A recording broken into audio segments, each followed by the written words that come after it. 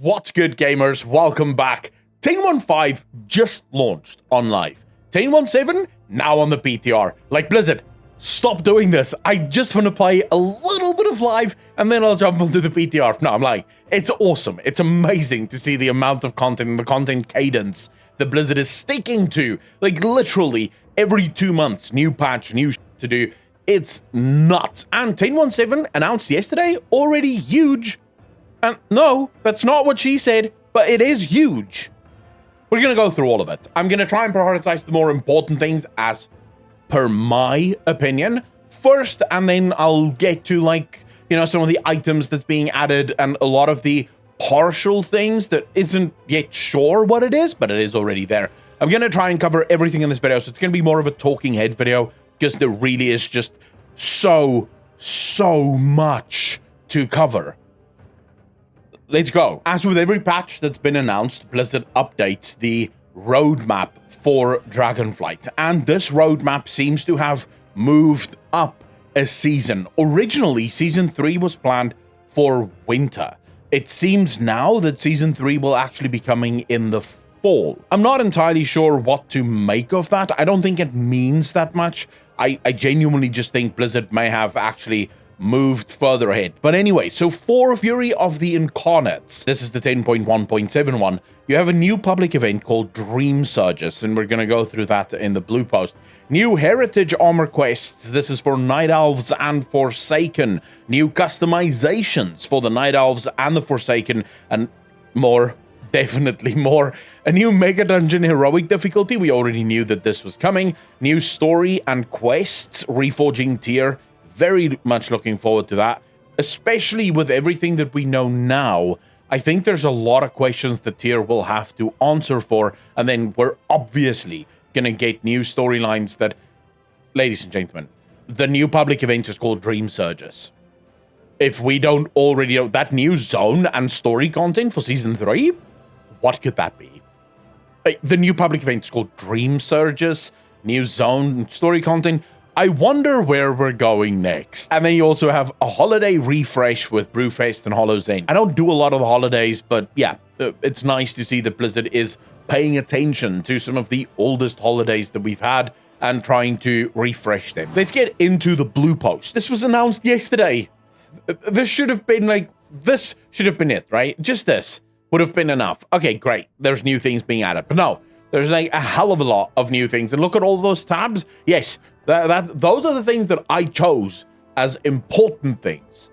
That's not even everything. That's just what I chose as important. But okay, so let's get into this. Dreamsurge. Each week, one of the 4 original zones of the Dragon Isles will be affected by a Dreamsurge. World quests will be focused on this zone. Extra activities and weeklies will be active. Group rares will have new powers and a chance to drop upgraded gear, and new waking dream portals, think invasions, will open across the zone. I'm already loving the idea of these Dreamsurges. Why? One of my main concerns with Dragonflight has been the content cadence. While amazing, seems to retire a lot of the previous events. So if you go to the cooking events now, for example, they're completely dead. If you go to Zaralak Cavern, it's all completely dead. Some of those world quests are just undoable unless you're willing to spend like 5 hours soloing all of those and then dying a lot in the process. Yeah, I tried, even as a warlock. Some of them are hard, but yeah, it just seems like they're all dead. What I like about the Dreamsurge is every week, the zone becomes a brand new place, and the existing content within that zone is also upscaled so that there's a new reason to go do it. Overall, I love this version of a world event. A major waking dream portal will open as a group event every half hour. Defeating it will require a large group of players and has a chance to reward raid level gear. That's nuts. But I don't think it matters because it is coming at the end of the tier. So most of the people that are raiders would already have geared themselves in the raid. This is now just for world players to get to that level. I will say though, what constitutes a large group of players?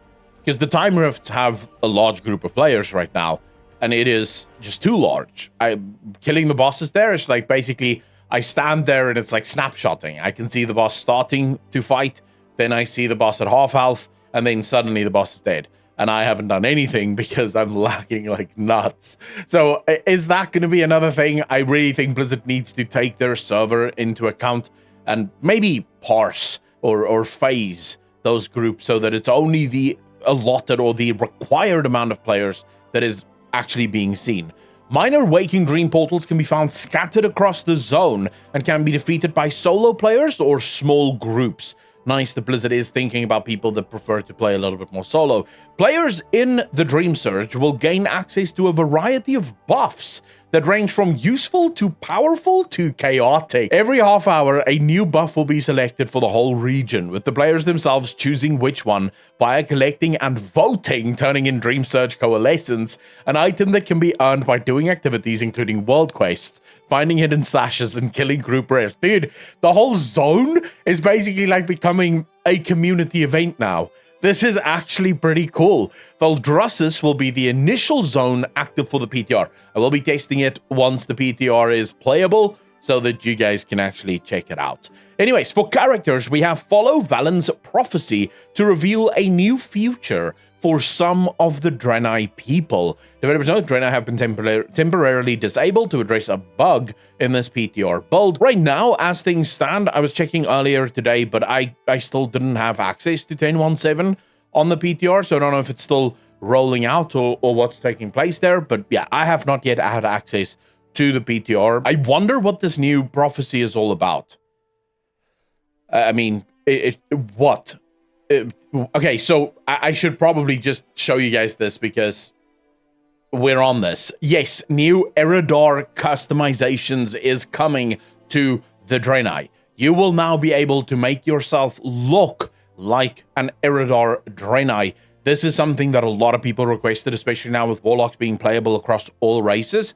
I'm very excited for this. Personally, this may actually make me make a Draenei Warlock because I have the item set that makes you look like Archimond, right? I have Archimond's item set, but it looks silly on my Orc. So it would look boss mode on my Draenei because I could basically just roleplay as Archimond. So yeah, that's going to be super cool for me to play as this. But yeah, this is something that is coming. New hair colors have also been added. New eye colors. Very, very cool. And I wonder if his prophecy isn't going to have something to do with that. So he has seen that the Eredar themselves aren't necessarily lost to, the future as it pertains to the Draenei people. We have heritage armor that is now available for both Night Elf and Forsakens. There's a couple of, it's not fully completed yet. Blizzard themselves haven't even fully revealed the new heritage armor, especially not for the Night Elves. The Forsaken one actually looks really cool, and it is a bit of a throwback to, I don't know if you guys remember, the Sylvanas cinematic, the Forsaken that was standing there sort of hitting the pole to tell them to open the gates, and also handed her the blades. So really cool. It really does look boss mode. This is the new heritage. I really wonder what that storyline is going to be. We have the one for the Night Elves as well, but it is very much incomplete. It does look cool already, but yeah, just not completed yet. So hopefully we'll get even more of that. It's going to be very interesting because both the Forsaken and the Night Elves have a very long and very storied history. The Orc Heritage Armor questline, for example, was absolutely insane. And this is going to be cool too. I'm really looking forward to it. So, and then we have 5 new skin colors available for the Forsaken. Oh, this one. So you have new color customization options for the Forsaken. The one thing that I think is still missing from this is making your Forsaken look like Kalia Menethil. Since Kalia Menethil is now part of the Forsaken, and the light clearly can save a dead soul without it decomposing, because Kalia Menethil isn't decomposing. Previously, for those of you that don't know the lore reason, you had to do a very expensive and very difficult ritual in order to preserve your body for all eternity. This is why only Nathanos and Sylvanas really have ever done it. Every other Forsaken basically just accept the fact that they will be slowly decomposing over time, and then they sort of prop themselves up with metal shards and plates and stuff to keep everything together. I really wish that Blizzard would add that, because there are a lot of people that want to play Forsaken, but they don't want to look like this, because let's be real, armors don't always look that cool on the Forsaken.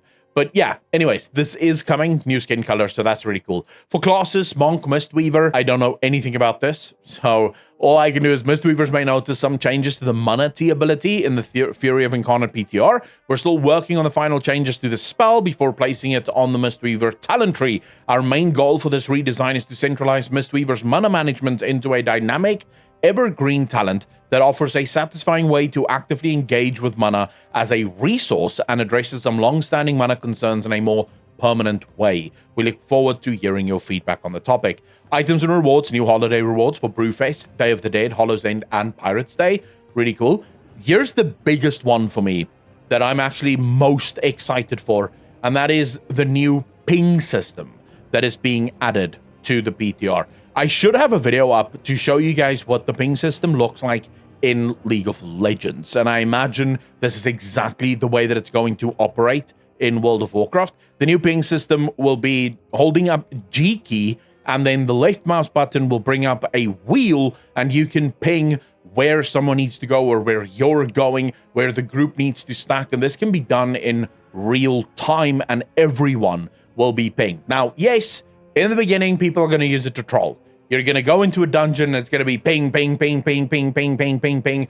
I really hope that Blizzard learns from League of Legends here, where there is a cooldown. There's like an inherent cooldown. So if you spam ping for like 5 or 6 times, I think it is, it goes on cooldown, and then you can't do it again for like a few seconds. So you really have to be careful. But right now, as it stands, you're going to have ping, ping attack, ping assist, ping on my way, ping warning, and then ping at target attack. I already think this is going to do massive work for a lot of players that want to pug, but don't want to go into a voice channel with people. Because in this way, you can literally in real time just tell people where to go. You can tell people, the tank can tell people, I'm pulling it there. So go stand there because that's where we're going to be. Or please move the hell away, I need to go there. Then let's go through some of the cool stuff that is coming, that is less important, but still really cool. We have a new Abyssian model that is being added. I love this. The fact that he is the aspect now, it just, yeah, he just needs to look a lot more boss, and he does. I mean, this is really cool. If you ask me, it really does give you that earth water. There's a bit of a hint of fire there. There's a bit of a hint of magma lava there. The golden armor, it just looks really, really awesome. We've already gone through the Forsaken Heritage armor, the new Forsaken customizations. Weapons. Let's talk about new weapons and armor models that's being added. And I'm going to go through this very quickly because I don't want to waste too much of your time. I will have more videos in the future as these sets get completed where we'll go through it in much more detail. But we have Ashamane's Rebirth for Druids. Actually cool, like actually really cool armor piece here. We have the Nethriza Blasphemer Demon Hunter. I don't like the head as much, but I love that weapon. Like, the weapon looks absolutely glorious. Possessed Watcher for Monk. That looks like one of those wavy things, you know, those fan things that they use in Asia. That looks like one of those, but actually still cool. Warrior, nice sword. Just basic warrior, really. I just want to see the Warlock one, to be honest with you. Ooh. Now, this does look really cool. Not gonna lie. All right, this is probably what my DK will be running around with from now on. And here we go for the Warlock. Why? I'm not sure I like this. I mean, don't get me wrong, I like the shoulders, but the little wings coming out, obviously this is not completed yet. I'm pretty sure there's probably going to be a lot more texturing, but I would have preferred if the wings were like purple and maybe more opaque and more wavy rather than an actual structure. But yeah, all in all, it's not horrible, let me put it this way, but obviously clearly doesn't look completed yet. So we'll have to wait and see. We have new chromie armor. Yeah, not too bad. Oh, wait, I didn't even see that. That's like an actual sand time, what do they call it? Hourglass. That's the word. It's an hourglass. Okay, that actually doesn't look bad. I can imagine a mage running around with this, like, really just role-playing the ability to time warp. So that could actually be really cool. We have some new backpacks that you can add. Secrets of Azeroth, presumably. Hopefully this comes from the Secrets of Azeroth. Ooh, you can really... If all of this is items that you can transmog, like, I mean, dude, you could really roleplay your preferred way of playing. Binoculars, little toolkits, whatever the hell this is. I know wood people work with this, or people measure stuff with this. I don't know what the English word is for that. I love the backpacks, by the way. And then we have Candy Cane Sword. For those of you that want to channel your inner... what's that fucking story called? Willy Wonka Chocolate Factory something something. Charlie... I don't know. I can't remember. I don't know what the movie is called. I've never actually watched it. But yeah, you could roleplay that if you want to. I don't think... Oh, there's 4 new mounts coming as well. That's actually worth talking about, I think. All right, so Infernal... Oh, crap. Look at this thing. I want this. This would go super well with my Warlock. Yeah, I want that. And that. Giant Murloc. Okay, now we're getting somewhere. This is what I'm talking about. Dude, Blizzard is just off the charts with everything that they're adding. What the hell? Oh. Potential anniversary mount, Azure World Chiller. In the corners of Azeroth, stories are told of a dreaded dragon who swept a pall of torment over the land. In some versions of this story, his fiery presence brought cataclysmic death and destruction worldwide. In other versions, he is blue. All right. I mean, this is... Wow. Like, oh, wow. This is my new mount. I hope...